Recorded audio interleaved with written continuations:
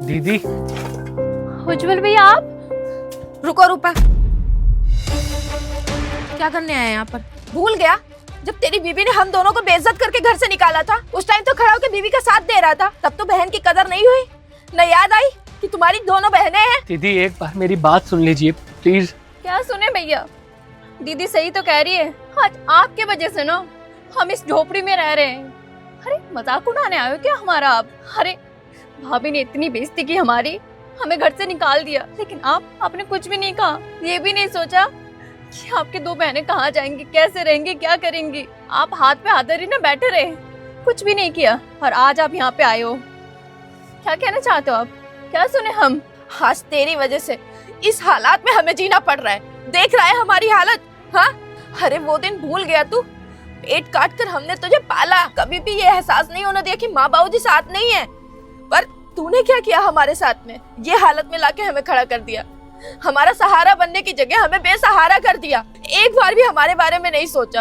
अरे हम दोनों ने क्या कमी छोड़ी थी? हमने तो ये सोचा कि हमारा भाई पढ़ लिख कर हमारे लिए कुछ करेगा, पर क्या किया तूने? शादी करके सेटल हो गया, ऊपर से हमें ही घर से बाहर निकाल दिया। क्यों? अपनी उस बीवी के लिए।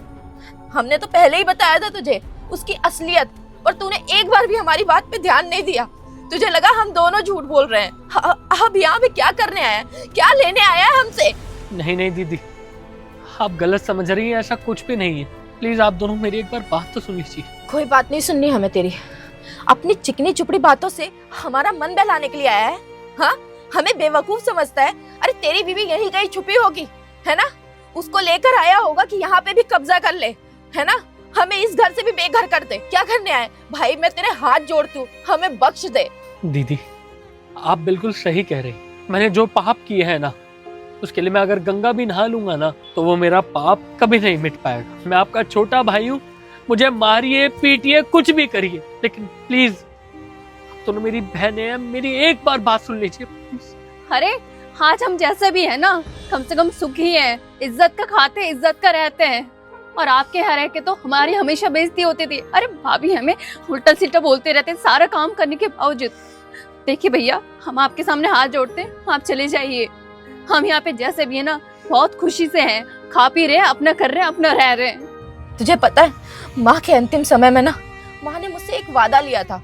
उन्होंने बोला था कि ये लाडला है, एक ही बच्चा है मेरा, उसको ना पाल पोस के बड़ा करना, पढ़ाना लिखाना, इस काबिल बनाना कि वो आगे चल के तेरा सहारा बन सके, तुम दोनों का देख सके, तुम दोनों की शादी कर सके। मुझे नहीं पता था भाई कि तू इतना खुदगर्ज निकलेगा।